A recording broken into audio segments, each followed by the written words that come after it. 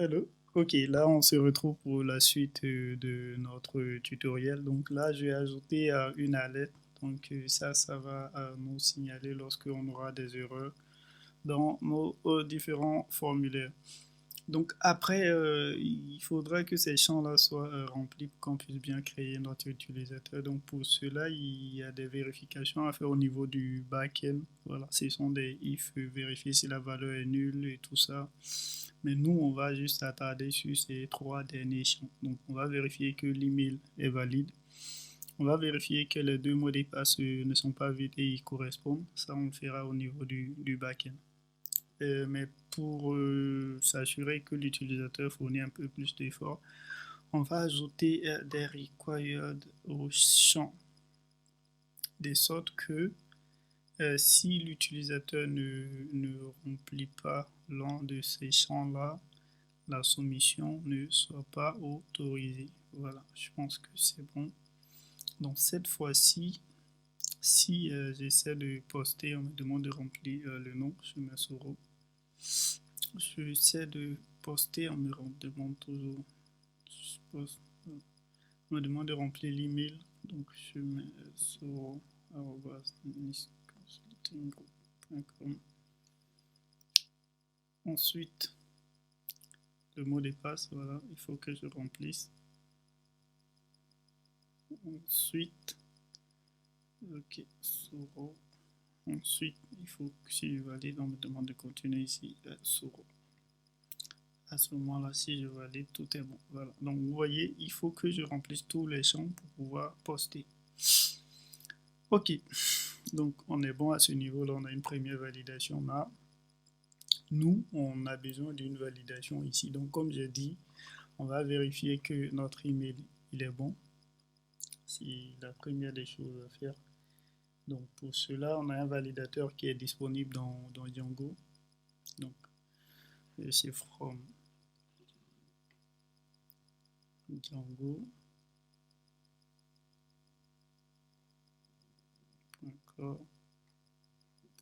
Validation validator import email et import validate email. Ok. Donc ensuite, vu qu'on a déjà vérifié que l'email n'est pas vide, on va créer, on va afficher ça.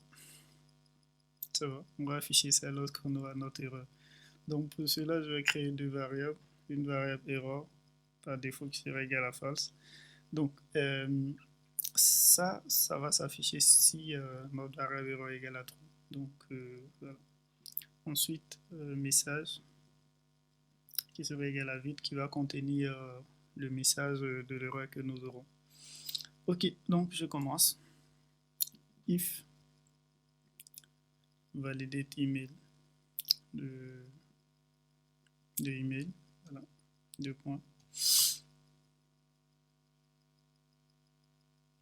C'est là. Ok, il faut que je compare false, supposant, on va essayer. Voilà. Donc si c'est égal à false, je mets erreur égale à true. Je vais juste tester ça. Ok, et je sors. Ensuite, là, il faut que je crée ma data. Ou bien pour ceux qui veulent le contexte, pour qu'on reste dans le contexte de Python. Voilà. Erreur, deux points. Erreur, virgule, message, ok. Deux points, message. Désolé. Voilà. Et là, au lieu de ça, je vais passer contexte. Donc, pour ceux qui utilisent data, contexte, c'est pareil. C'est juste un dictionnaire avec les clés puis les valeurs. Donc, on vient dans notre template et on va conditionner l'affichage qui est là. Donc, j'ai des if, error. Voilà. Pour ceux qui n'ont pas qui ont besoin de l'autocomplétion dans le template, c'est Janero. Voilà, c'est une extension VS Code qui s'appelle Janero que vous devrez installer. Donc, je ne sais pas si je l'ai quelque part. Voilà, c'est Janero. Voilà. Donc, vous l'installez et vous aurez les autocomplétions dans votre fichier HTML lorsque vous avez un projet Django. Ok, voilà, j'actualise ça. Vous voyez que j'ai pas notre message d'erreur. Je remplis mes champs. Voilà. Au lieu de mettre un email, j'écris simplement Soro. Voilà, Soro. Si je valide, voilà. Déjà même le type email que j'ai mis là va m'empêcher de poster. Donc pour forcer le test, voilà ce qu'on va faire. Au lieu de type email, on va mettre type texte pour voir que notre validateur fonctionne. Bon, je suppose que ça va fonctionner. Je actualise, je reprends Soro. Soro. Voilà, Soro. Je poste. Ok, Enter, il est valide adresse email. Voilà. Donc le validateur, il ne retourne pas un true ou un false. Donc ça c'est déjà compliqué. S'il se comporte comme ça veut dire que c'est pas bon. Donc voilà. Pour cela, il faut utiliser un try et un catch. On reprend. Donc on fait try. On va essayer de valider l'email. Try. Valider email. Voilà, on essaie de valider l'email si on réussit, sinon.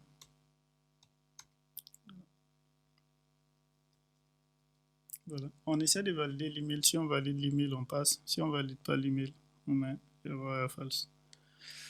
C'est bon. Si on veut, voilà, on met les autres traitements à l'intérieur ici. Voilà. Ok. Pour ceux qui ont compris, on reprend. Toujours Soro. Soro. Et Soro. Voilà. Je valide. Voilà, on voit qu'on a notre message d'erreur qui s'est affiché. C'est-à-dire que l'email n'est pas valide. Donc, pour cela, on va ajouter un message ici. Donc, on va dire, on va supposer qu'on a plusieurs messages. Bon, pas grave, on va mettre entrée. Hein? Email valide, s'il vous plaît, pour être un peu gentil. Voilà. Et là, on va afficher message à la place du test par défaut ici. Voilà. Donc c'est Django, donc Jinja, qui est un peu comme le templating de Vue.js pour ceux qui font du Vue. Ok, je réactualise. Voilà, je reprends. Soro, Soro, voilà, et n'importe quoi. Voilà. Donc entrez un email valide, s'il vous plaît. Donc ça commence à être intéressant. Ok, c'est bon pour l'email. Ensuite, on va tester le mot de passe. Donc je reprends, je teste le mot de passe si l'email est correct. Donc il va déjà prendre une première condition, c'est-à-dire si, comment dirais-je, il n'y a pas d'erreur. Bon, je vais mettre ça, je suppose que non, ça passe pas en Python. Ouais, je sais plus, c'est not if not error, je sais pas. Bon, allons égal à false. Voilà. Donc si l'erreur est à false, c'est-à-dire qu'on n'a pas eu d'erreur ici, l'email a été valide, c'est bon. À ce moment-là, on va regarder si password est égal à repeat password. Donc, je vous explique, hein, c'est-à-dire on demande à l'utilisateur de rentrer le mot de passe et de répéter le mot de passe. Donc, ce qu'on fait ici, c'est que on veut se rassurer que l'utilisateur rentre le même mot de passe. Voilà. Il ne faudrait pas qu'il rentre un premier mot de passe et qu'il rentre un second mot de passe sont différents et qu'il valide. Donc, il faudra vérifier que les deux sont corrects et sont pareils. Et c'est à ce moment-là qu'on pourra continuer l'inscription. Donc, ici, c'est que nous, on cherche ça en installation false. Donc, si les deux sont pas pareils, voilà. Donc, je fais ça, publish en intérieur. Donc, erreur égale à true, les deux mots de passe. Je suppose que c'est ça, je sais plus. Le mot de passe ne correspond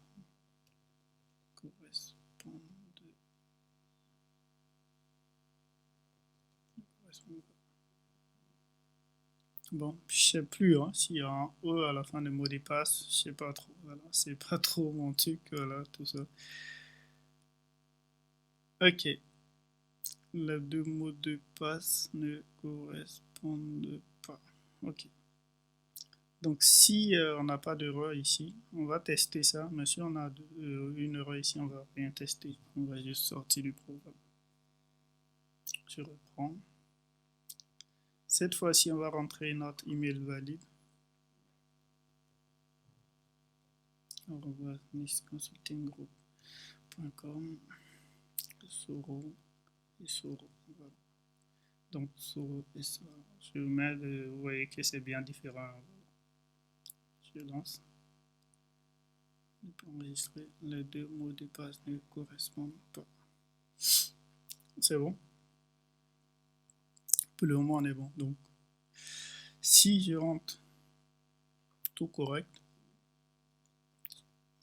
Soro,